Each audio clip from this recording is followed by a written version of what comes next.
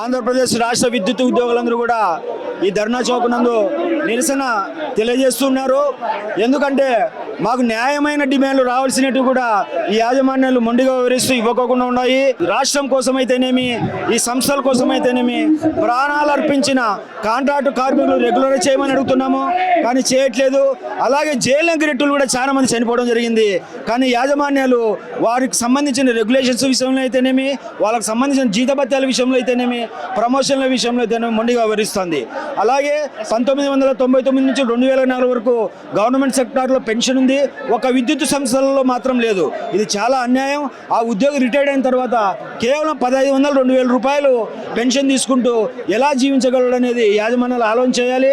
అలాగే డిఏల విషయంలో కూడా మాకు గవర్నమెంట్కి ఎటువంటి సంబంధం లేదు. గతంలో కూడా 2021కి ముందు మాకు గవర్నమెంట్తో సంబంధం లేకుండా మాకు డిఏలు ఇచ్చేటోళ్ళు. కానీ ఈరోజు గవర్నమెంట్తో ముడిపడి ఏదైతే టారిఫ్లు మేము రాత్రనక పగలనక కష్టపడి టారిఫ్లు కలెక్ట్ చేసి మేము ఇస్తూ ఉన్నామో ఆ డబ్బులన్నీ కూడా వేరే దారిపోతున్నాయి. కానీ మాకు రావాల్సిన బెనిఫిట్స్ విషయంలో పక్కన పెడుతున్నారు. అలాగే మా ఇంజనీర్లు సంవత్సర కాలం పనిచేస్తే వాళ్ళకి ఇవ్వాల్సిన ఇంక్రిమెంట్ కూడా ఇవ్వకుండా చాలా మభ్యపెడుతూ ఉన్నారు. ఈ అన్ని విషయాలపైన కూడా జేఏసీ నోటీస్ ఇచ్చి వచ్చే 15వ తారీఖు నుంచి స్ట్రైక్లో వెళ్తున్నాము.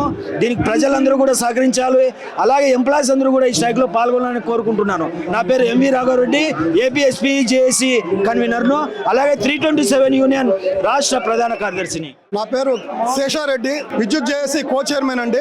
యాక్చువల్గా ఇప్పుడు నేను ప్రభుత్వాన్ని కానీ విద్యుత్ యాజమాన్యాన్ని రిక్వెస్ట్ చేసేది ఏంటంటే, ఈ విజయవాడ నడిబొడ్డులో ఇన్ని వేల మంది కార్మికులు రోడ్డును ఎంత పడ్డాడనేది ఆలోచన చేయాలని చెప్పి నేను ఈ సందర్భంగా తెలియజేస్తున్నాను. మాకేమి పని లేకుండా ఈ రోడ్డు మీదకి రాలేదు.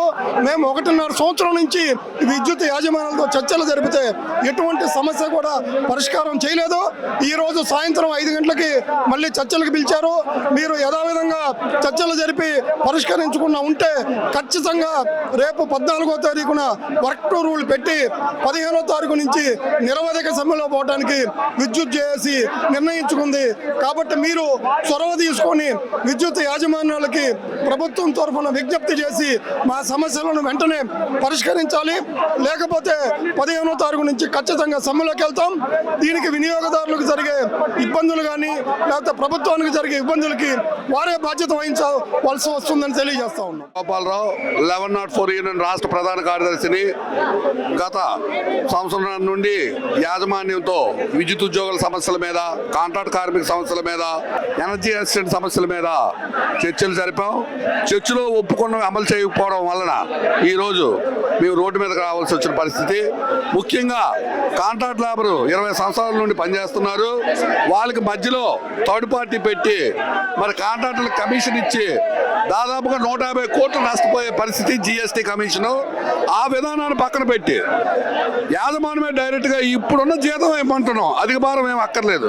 ఈరోజు కాంట్రాక్ట్ కార్మికుడికి ఏ జీతం ఇస్తున్నాడో ఆ జీతం ఏమంటున్నాం, డైరెక్ట్గా ఏమంటున్నామే తప్ప ఈ దళార వ్యవస్థను తీయమని మా తాలూకా ప్రథమ డిమాండ్. ఈ దళార వ్యవస్థ వల్ల సంస్థ నష్టపోతుంది, ప్రభుత్వానికి కూడా అధిక భారం అవుతుంది. కాబట్టి దయించి ఇది తక్షణమే అమలు చేయాలి. అలాగే విద్యుత్ రంగంలో వైద్య సదుపాయం కూడా లేని పరిస్థితి, తక్షణమే నగదు రహిత వైద్య సదుపాయం కల్పించాలి. రాష్ట్ర ప్రభుత్వంతో సమానంగా 2004 వరకు కూడా విద్యుత్ ఉద్యోగులకు కూడా పెన్షన్ సదుపాయం ఇప్పించాలని మీ మీడియా ద్వారా యాజమాన్యానికి ప్రభుత్వాన్ని రిక్వెస్ట్ చేస్తున్నాం. రేపు ఈరోజు చర్చలు ఉన్నాయి. చర్చలు విఫలం అయితే మట్టుగా 15వ తారీఖు తెల్లవారు 6 గంటల నుండి కూడా నిరవధిక సమ్మెకి వెళ్ళిపోయే పరిస్థితి ఉంది. ప్రజలకు వచ్చే అంతరాయానికి యాజమాన్యం ప్రభుత్వమే బాధ్యత వహించాలని మీడియా ద్వారా రిక్వెస్ట్ చేస్తాం.